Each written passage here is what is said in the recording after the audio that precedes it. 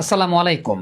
সাইফুদ্দিনের ৪টা ৬-এর কথা বলবো, তার ব্যাটিং নিয়েও কথা বলবো। তার আগে একটা বিষয়ে একটু কথা বলতে চাই, সেটা হচ্ছে বাংলাদেশ এনগারাভা এবং ব্লেসিং মুজেরাবানি এই দুইজন লম্বা বোলারের বলে স্ট্রাগল করেছে।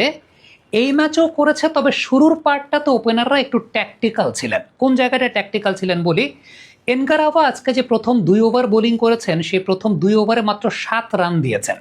So that was a good strategy by Bangladesh, কারণ আগের ম্যাচগুলোতে এই এনগারাভার এক্সট্রা বাউন্সে চার্জ করতে গিয়ে বাংলাদেশের ব্যাটসম্যানরা উইকেট দিয়ে আসছিল এবং খেলা কিন্তু এই ২ ওভারের মধ্যেই শেষ হয়ে যেত। মানে এর আগের ম্যাচগুলোতে আমরা যেমনটা দেখেছি যে এনগারাভা বোলিং করতে এসেছেন এবং প্রথম ২ ওভারের মধ্যে তিনি একটা টপ অর্ডার ব্যাটসম্যানের উইকেটটা নিয়ে ফেলছেন বা দুইটা টপ অর্ডার ব্যাটসম্যানের উইকেটটা নিয়ে ফেলছেন। সো আজকে এনগারাভাকে একদম খুব কাম ওয়েতে যে ঠিক আছে ভাই, মেডেন গেলে যাক, রান নিব না তার বলে ওইভাবে যে পার করেছেন দুইজন ওপেনার, এটা তাদেরকে ক্রেডিট দেওয়ার জায়গাটা। এরপরে যখন বলতে একটু পুরনো হয়েছে, মুজারাবানি এসেছেন।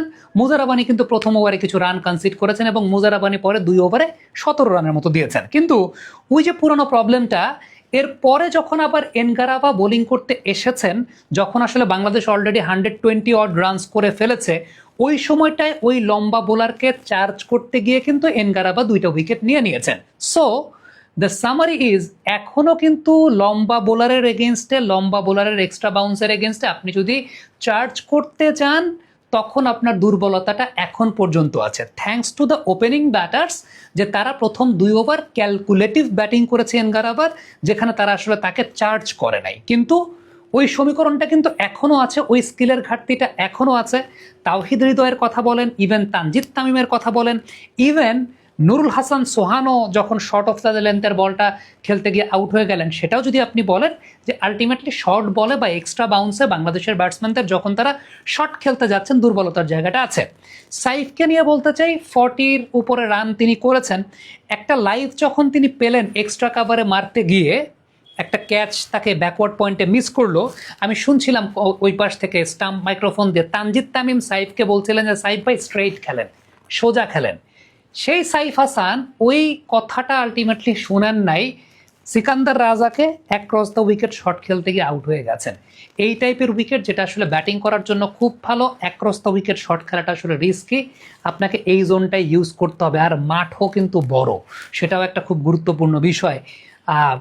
আমি জানি না এই সিরিজটা আসলে বাংলাদেশ কতটুকু সিরিয়াসলি তাদের ব্যাটিং শেপ নিয়ে চিন্তা করেছে বা কতটুকু সিরিয়াসলি তারা খেলেছে। I am not sure about that, but আজকে বাংলাদেশের প্রথম ব্যাটিং প্ল্যানিংটা আমার কাছে বেটার মনে হয়েছে। এনগারাভাকে আমরা টাচ করবো না, ধরবো না। বলটা পুরনো হওয়ার পর যখন মুজারাবানি এসেছেন, লুজ বল দিয়েছেন, চার্জ করেছেন, রান পেয়েছেন, কিন্তু আবার এনগারাভা যখন দ্বিতীয় স্পেলে ফেরত এসেছেন, যখন শট খেলার সময় শট খেলতে গিয়ে দুর্বলতাটা প্রকাশিত হয়েছে।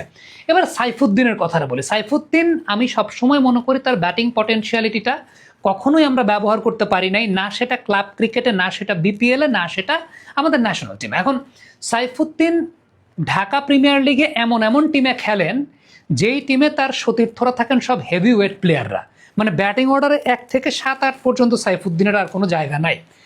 ইভেন বিপিএলও সাইফুদ্দিন যে সমস্ত টিমে খেলেন, হেভি ওয়েট টিমগুলোতে, যেখানে ১ থেকে ৭-৮ পর্যন্ত সাইফুদ্দিনের আর ব্যাটিং করার জায়গা নাই। আমি পার্সোনালি একবার সাইফুদ্দিনকে কথা বলেছিলাম যে ভাই, আপনার উচিত ঢাকা লেওপার্ডস কিংবা ব্রাদার্স এই টাইপের কিছু টিমে খেলা, যেখানে আপনি আসলে ব্যাটিংটা পাবেন, যেখানে হয়তো খুব বেশি সুপারস্টার নিয়ে টিম করা হচ্ছে না ব্যাটিং অর্ডারে। এটা আমি সাইফুদ্দিনকে একবার বলেছিলাম, বাট তিনি তাকে সবসময় এমন টিম নেয় তার বোলিং পটেনশিয়ালিটিটাকে ব্যবহার করার জন্য। আমাদের ঢাকা লিগের ওই প্রেক্ষাপট বিবেচনায়, যেখানে আসলে সুপারস্টার তকমায় ভরা প্লেয়ার থাকে, সাইফুদ্দিন ব্যাটিংটা পান না। সো তার ব্যাটিংটা কখনো ওইভাবে এক্সপোজড হয় না।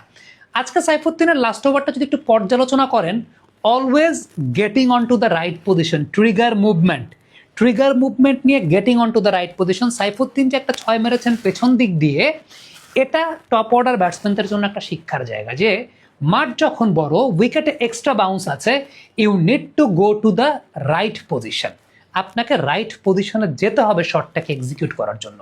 রাইট পজিশনে যদি আপনি না যান শটকে এক্সিকিউট করার জন্য, তাইলে আপনি এই টাইপের কন্ডিশনে ইউ উইল স্ট্রাগল। সাইফুদ্দিন আজকে তার ওই রাইট পজিশনে যাওয়ার যে জায়গাগুলো, যেভাবে তিনি বড় ট্রিগার নিচ্ছিলেন, এই টাইপের উইকেটে আপনাকে যখন আপনি স্লগ করতে যাচ্ছেন against the over heighted bowlers, আপনাকে you have to go to the right position, এবং এই ধরনের বলগুলো আপনি এদিকে ছক্কা মারার চাইতে এই যে সাইফুদ্দিন জোনটা ইউজ করেছেন, ডেফিনেটলি আপনি যখন এদিকে যাচ্ছেন বলটা আপনার এখানে আসছে, that is the perfect place যেটা সাইফুদ্দিন আজকে করেছেন। এটা আমরা একটা শটই দেখতে পেয়েছি, আরও করতে পারলে হয়তো আরও বলতে পারতাম, বাট এইটাই দ্যাট ইজ দ্য ওয়ে যে আপনি আসলে ওই রকম জোনগুলোতে আসলে কীভাবে খেলবেন। এনিওয়েজ, বিশ্বকাপ ফুটবলের কারণে যেহেতু আমাদের প্রত্যেকেরই আসলে প্রেশারটা, কাজের প্রেশারটা অন্য দিক থেকে অনেক বেশি, ক্রিকেট নিয়ে খুব বেশি আলোচনার সুযোগটা হয় নাই। প্রাতিষ্ঠানিক বা দিক থেকে কিংবা কমার্শিয়াল দিক থেকে চিন্তা করলে আমাদের প্রেশারটাও আসলে বিশ্বকাপ কেন্দ্রিকভাবে অনেক বেশি। সো তারপরও আমার কাছে মনে হয় যে সেই জায়গার বাইরে থেকেও আজকের এই ম্যাচের পরে এই বিশ্লেষণটা আসলে জরুরি ছিল, কারণ থ্রু আউট দ্য সিরিজ জিম্বাবুয়ের বিপক্ষে ব্যাটিং আমার কাছে ব্যক্তিগতভাবে পছন্দ হয়নি। ইভেন আজকেও যদি বলেন, আজকেও আমার কাছে মনে হয় যে দ্য স্টার্ট বাংলাদেশ গট, তারপরে যে পরিমাণ আনকমফোর্টেবল বাংলাদেশ ছিল, এটা সত্যিকার অর্থে দেখে ওইরকম মনে হয়নি আমার কনভিন্সিং। ইয়াসির আলী রাব্বি, তার সিলেকশন নিয়ে আমরা সবাই সমালোচনা করেছি, ডেফিনেটলি তার সিলেকশনের জায়গাটা প্রশ্নবিদ্ধ ছিল, but congratulations to Yasir Ali Rabbi for making us wrong. আপনি যদি ভালো খেলেন, আপনি যদি ভালো পারফরমেন্স করেন, ডেফিনেটলি আমরা সবাই খুশি হব। কেউ যদি সেই জায়গাটার সমালোচনা, আমরা সবাই সমালোচনা যেটা করেছি, ইটস বিকজ তার প্রিভিয়াস ট্র্যাক রেকর্ড কিংবা ডোমেস্টিক ক্রিকেটে তিনি এমন কোনো কিছু করেন নাই যেটাতে আসলে ন্যাশনাল টিমে কামব্যাক করার মতো কোনো কিছু। বাট কামব্যাক করে ব্যাক টু ব্যাক দুইটা ইনিংস ইয়াসির আলী রাব্বি ভালো খেলেছেন, that is really a credit to Yasir Rabbi, এবং thank you so much to proving us wrong. এইসব ক্ষেত্রে যদি নিজে ভুল প্রমাণিত হই, এসব ক্ষেত্রে সবচাইতে খুশি মানুষও আমি হই, কারণ যে অ্যাসেসমেন্টটা করেছিলাম একটা প্লেয়ারের ব্যাপারে বিকজ অফ হিজ সিলেকশন, তিনি যখন আমাকে ভুল প্রমাণ করেছেন, আমার দেশেরই একজন ক্রিকেটার, তিনি যখন ভুল প্রমাণ করে বেটার পারফরমেন্স করেছেন, definitely he deserves the credit. এবং দোয়া থাকবে এই কনসিস্টেন্সিটা যাতে ইয়াসির রাব্বি বজায় রাখেন। কনসিস্টেন্সিটা এই দুই ম্যাচে যেটা করেছেন, একটা দুইটা ম্যাচ খারাপ হতে পারে, এই কনসিস্টেন্সিটা তিনি বজায় রাখবেন, সেই প্রত্যাশা, সেই দোয়াটা সঙ্গে থাকবে।